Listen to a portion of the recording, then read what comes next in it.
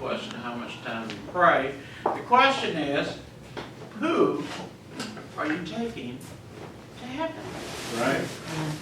Yeah, that's the only question.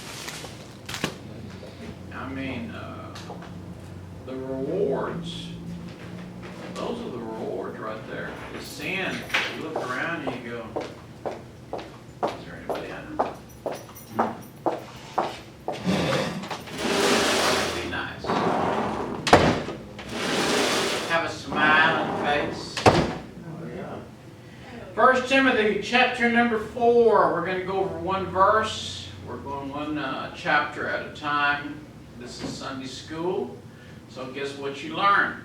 School. Now the Spirit speaketh, capital S, means Holy Ghost, expressly that in the latter times, some shall depart from the faith. Who is in the faith? Those that sit in the church. Are they saved? Maybe. Are they lost? Maybe.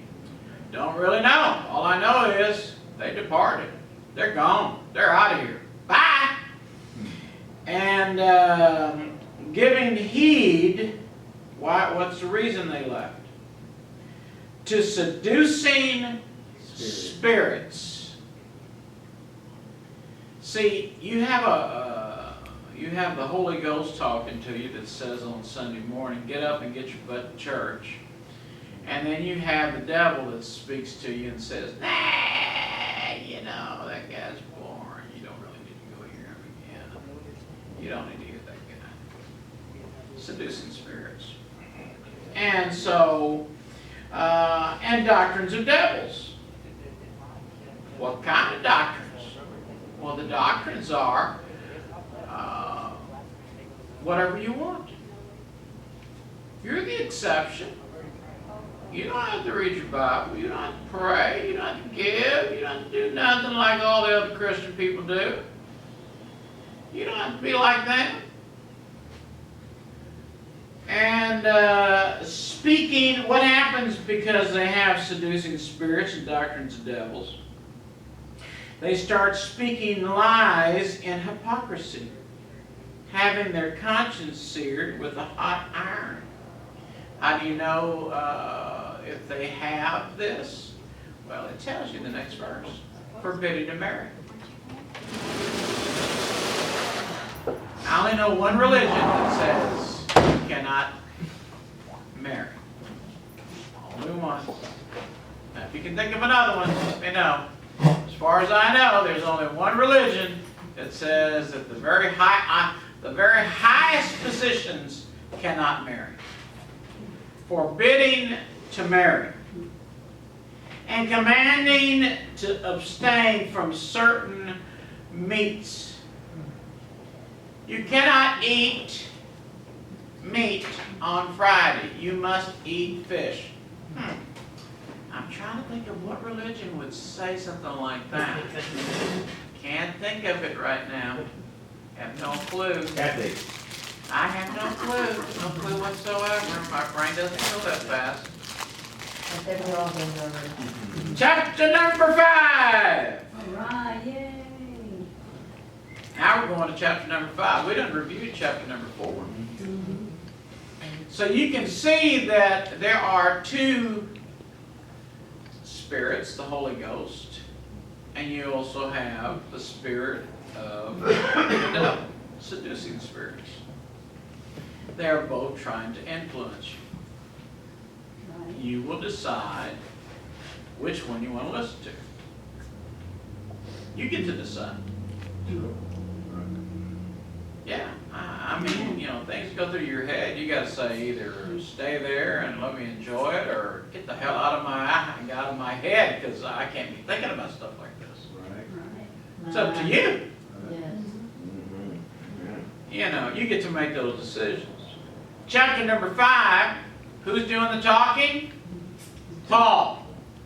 Who's he talking to? Timothy. The young preacher, Timothy. Timothy is taking over this church. First thing he says is, rebuke not an elder. That's an older man or woman. You know why?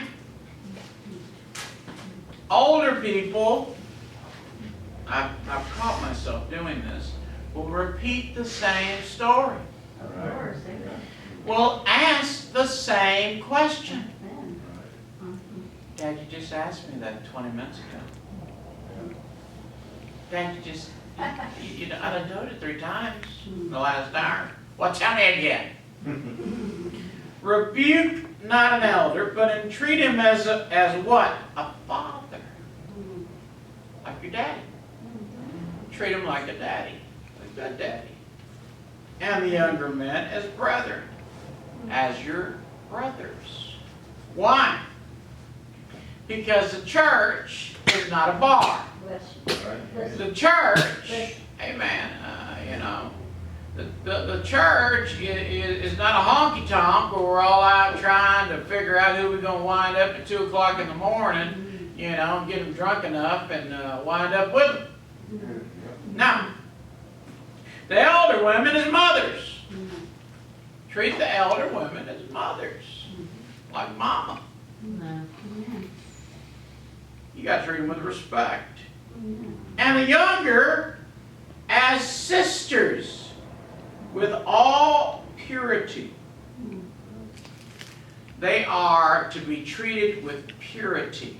Don't be telling dirty jokes around young ladies. Right. Don't be, when they were 8 years old, it was all right to wrestle. When they're 14, the wrestling stops.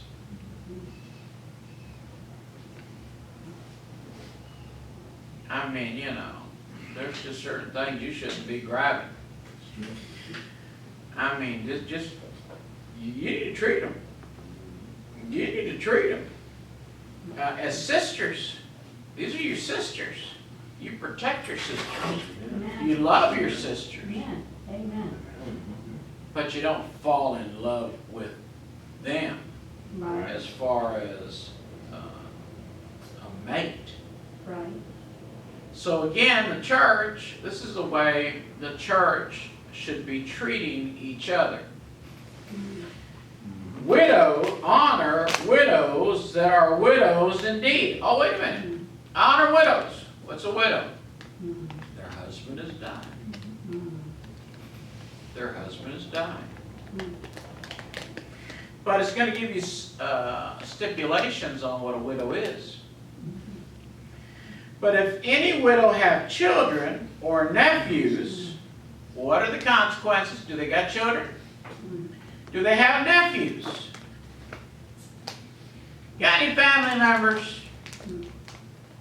Let them first to show pity at home and to requite their parents, for this is good and acceptable before God. Who's supposed to take care of the widows? God is. No. Not if you got kids, not if you got nephews. Right. They've been brought up right. They take care of you. Susie ain't here, so, you know. But I done told her, I said, listen, I'm going to keep working until I die because I love working. I said, I just enjoy it. I said, I plan on dying right here, sitting right here behind this computer. Just wipe me away, slowly, put me in a box. Just keep on going. I said, but if I do retire, I said, I expect you to keep me up. I expect you to keep me and your mother, if something happens to me, your mother, and I do not want her paying one bill. No food, no light, no water, no gas, no nothing. You are expected. This is not, I hope you do this. No. They weren't taught that way. You know why? We teach them the Bible way. Amen. If they've been brought up in church, they are to do the things of the Bible. You hear that said? Susie ain't doing her job, guess what? You better step up, boy. Amen. Now she that is a widow indeed, desolate, trusteth in God, continueth in supplication and prayer at night and day. That's a widow. But what other kind of widow is there? But she that liveth in pleasure is dead while she liveth. All she's getting it for a good time.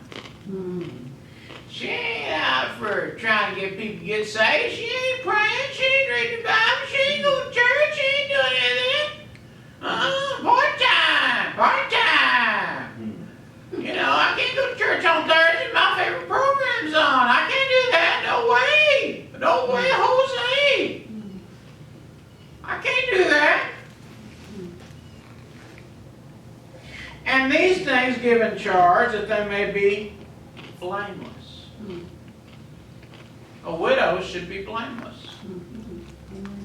She ain't got no nephews, she ain't got no children, she ain't got nobody to depend on but God. But if any provide not, here I love this part.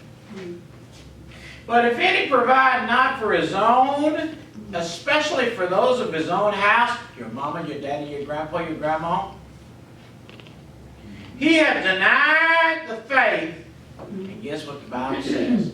And is worse than an infidel. You know what an infidel is?